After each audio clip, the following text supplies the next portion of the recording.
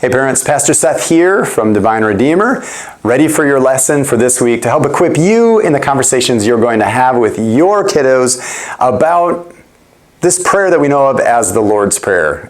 Specifically, this week's petition, which is, "Give us this day our daily bread."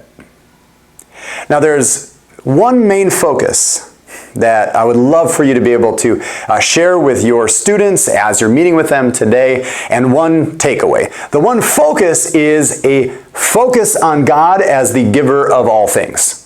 You know, we're saying, "Give us this day our daily bread," and we are making that request to God. And so we should expect, as faith-filled people, that as we approach Him in faith, that He'll respond. And so the first focus is on Him as the provider of daily bread and all good things. But the kind of side effect of that is how we should respond when He has provided for us. That is, we want to respond thankfully. So, to go back over it, the focus of this petition is to look with faith to God who provides all things. And the side effect for us, its impact, and for our kiddos, is that we should be able to help foster this sensibility to be thankful when He does provide what is needed for us. Now let's take a look at this petition. It'll help you understand it a little bit more so that these conversations with your children are more fruitful. So we're going to look at the petition itself. It's from, in this case, we're going to take it from Matthew chapter 6. And it's broken down pretty much in this way. "Give us this day our daily bread." And we're going to focus on give, on us, and daily bread. First focus on the daily aspect, second focus on the bread aspect. Now, give. This sounds a little bit crass, actually, when you read through this petition all by itself, because you might be forced to think, "Give us this day our daily bread." This sounds ridiculously demanding of the God of the universe.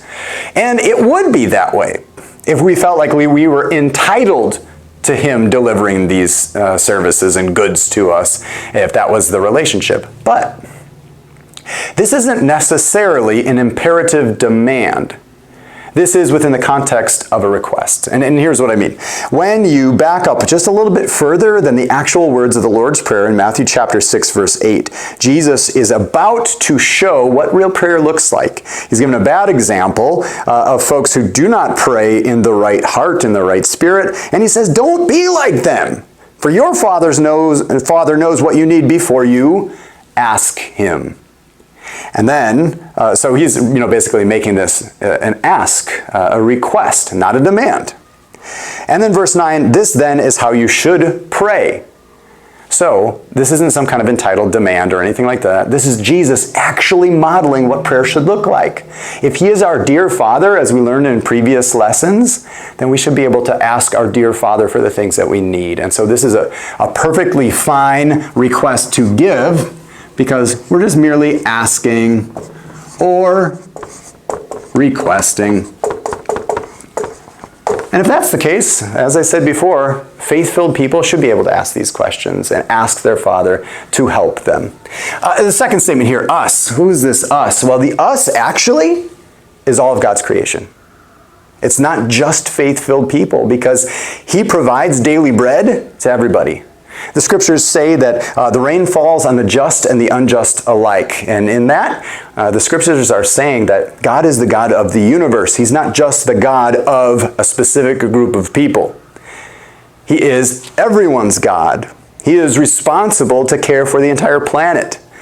That's His job as this planet's creator and sustainer.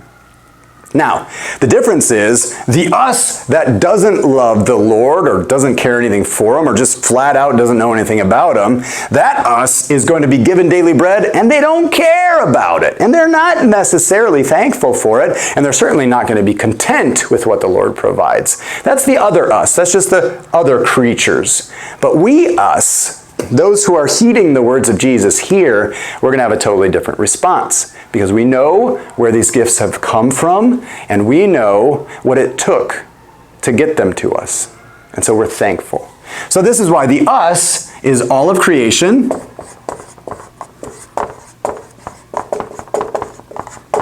But we respond differently.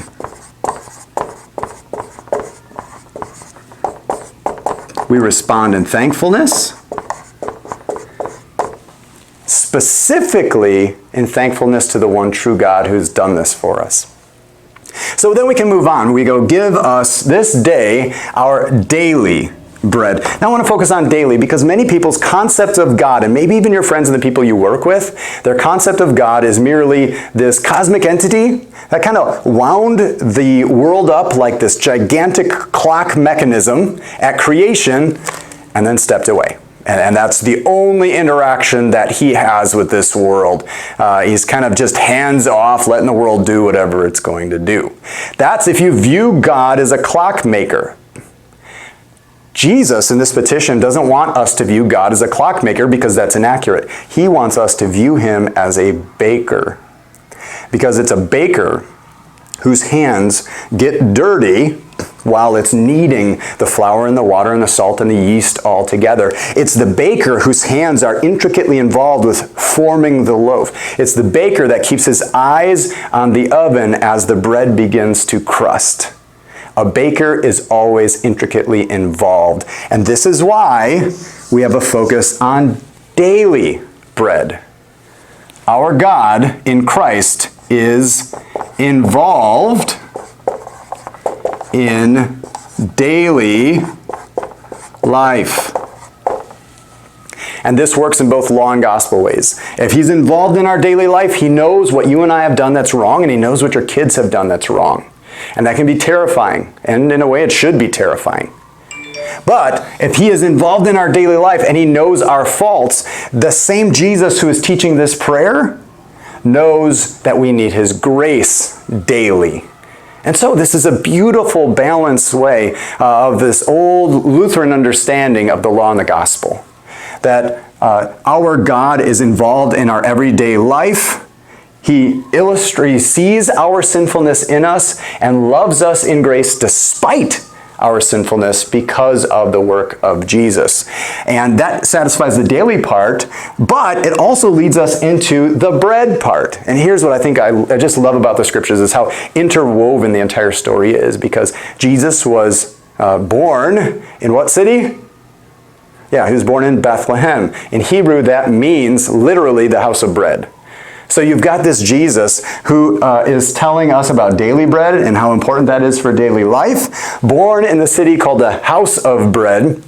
And he's also the Jesus in John 6:35, who, when he knows what sins are in our life, and he does, he says things like, I am the bread of life. Come to me and you will never hunger. So this bread of life, yes, has to do with daily provisions that we need, but in Jesus we see that he meets an even deeper need, and that is he brings us life despite the death we bring upon ourselves. So that is the bread part of daily bread. Now, you wind all of this together, and what do you get? You get a God who is intricately involved in every aspect of your life and your kiddo's life. He knows your sinfulness. He knows what's broken at home, and yet he still loves and cares for you and provides grace through the person of Jesus, provides life as the bread of life. And this prayer, this life in Jesus, this is how you keep Christ in your home first. Have a great week. God bless you.